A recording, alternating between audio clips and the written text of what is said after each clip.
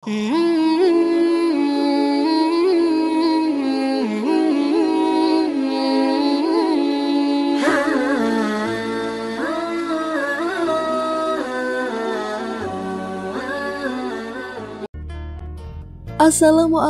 warahmatullahi wabarakatuh. Apa kabar sahabat muslim semuanya? Semoga Allah senantiasa melimpahkan rahmat dimanapun sahabat muslim berada. Pada kesempatan kali ini kami akan mengungkap sebuah kisah tentang Umar bin Khattab menjadi penyebab seorang perempuan hamil keguguran. Seperti apakah kisahnya? Tonton video ini hingga selesai.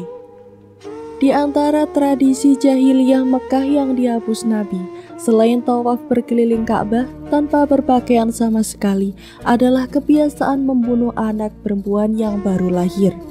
Setidaknya ada 3 alasan kenapa kebiasaan ini muncul. Yang pertama, khawatir jatuh pada kemiskinan karena menanggung biaya hidup anak perempuan. Apalagi menurut mereka anak perempuan itu tidak produktif. Yang kedua, khawatir anak mereka itu jatuh miskin bila kelak dewasa. Kemudian yang ketiga, khawatir menanggung aib akibat ditawan dalam peperangan sehingga diperkosa atau akibat perzinaan. Berkaitan dengan kebiasaan ini, masyhur disebut bahwa Umar bin Khattab adalah salah satu di antara pelakunya. Sebelum masuk Islam, Umar bin Khattab konon pernah mengubur hidup-hidup anak perempuannya.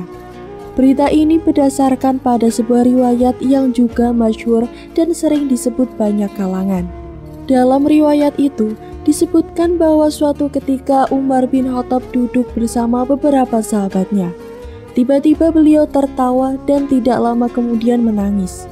Ketika ditanya kenapa beliau berperilaku seperti itu, Umar menjawab, "Kami pada masa jahiliyah menyembah berhala yang terbuat dari kurma, dan bila kami lapar kami memakannya.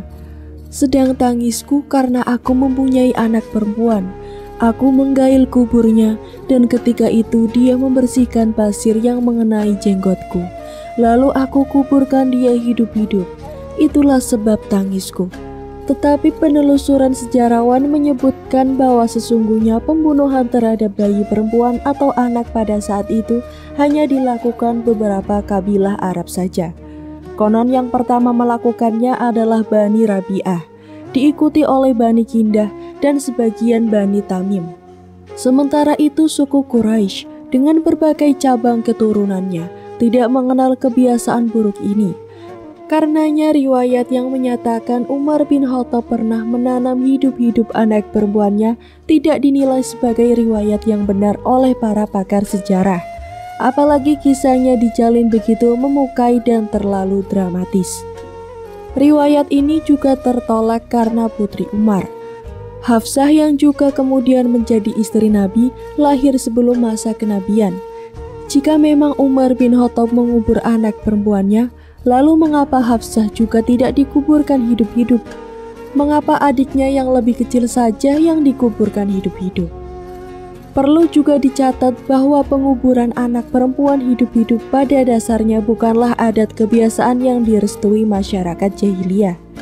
Karena itu sebagian dari suku Quraisy bahkan menebus orang tua yang bermaksud menanam hidup-hidup anak perempuannya. Ibnu Najiyah, kakek penyair Al-Fardak yang sangat masyhur pada saat itu, menembus dengan 2 ekor unta yang hamil 10 bulan bagi setiap orang tua yang bermaksud menanam hidup-hidup anaknya. Padahal unta betina yang hamil 10 bulan adalah harta yang sangat berharga bagi masyarakat pada saat itu. Konon dia sempat menebus 300, bahkan dalam riwayat lain 400 anak perempuan yang direncanakan oleh orang tuanya untuk dikubur hidup-hidup. Pada masa pemerintahan Amirul Mukminin Sayyidina Umar bin Khattab, ada seorang perempuan hamil yang ditinggal suaminya. Sang suami pergi entah kemana setelah menghamili perempuan itu. Naasnya perempuan hamil itulah yang disalahkan kaumnya. Melihat kejadian itu, Sayyidina Umar bin Khattab kemudian mengutus seseorang untuk menemui dan mengundang perempuan itu agar menghadapnya.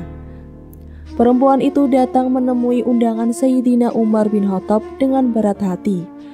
Dia takut dan khawatir untuk bertemu dengan Sayyidina Umar. Ia berpikir apa yang salah dengan dirinya sehingga harus berurusan dengan sang khalifah. Di tengah jalan, perempuan hamil tersebut merasakan mulas. Ia kemudian mampir di sebuah rumah dan tidak lama berselang melahirkan. Sayangnya si jabang bayi meninggal dunia setelah menjerit 2 kali. Sayyidina Umar bin Khattab langsung mengumpulkan pejabat-pejabatnya setelah mendengar kabar perempuan tersebut keguguran dalam perjalanan untuk menghadapnya. Ia mengajak para sahabatnya berdiskusi guna menyelesaikan persoalan tersebut.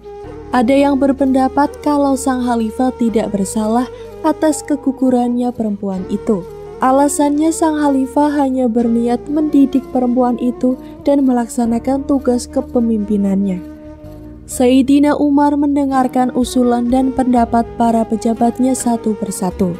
Hingga akhirnya ia tersadar bahwa pada saat itu Sayyidina Ali bin Abi Thalib hanya terdiam saja, tidak ikut berbicara mengemukakan pendapatnya.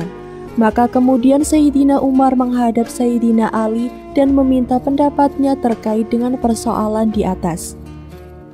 Kalau itu memang pendapat mereka pribadi, maka pendapat mereka itu keliru.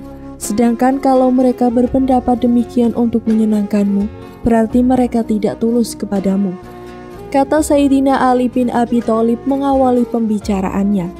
Sayyidina Ali bin Abi Thalib kemudian melanjutkan pendapatnya. Ia menilai kalau dalam hal itu Sayyidina Umar bersalah karena telah membuat perempuan tersebut ketakutan hingga terjadi keguguran padanya. Oleh karena itu, Sayyidina Ali menyatakan bahwa sang khalifah harus membayar diat kepada perempuan itu. Diat yang dimaksud adalah sebagai ganti rugi atas pembunuhan tanpa disengaja. Sang khalifah akhirnya mengambil pendapat Sayyidina Ali, karena pada saat itu tidak punya uang. Maka ia memerintahkan Sayyidina Ali agar menagih utangnya dari Quraisy untuk membayar diat kepada perempuan yang keguguran itu. Demikianlah kisah Sayyidina Umar bin Khattab. Semoga dari kisah ini kita dapat mengambil hikmahnya. Amin amin ya robbal alamin. Sekian dari saya, jangan lupa untuk klik like, komen, subscribe channel ini agar tak ketinggalan cerita menarik lainnya. Wassalamualaikum warahmatullahi wabarakatuh.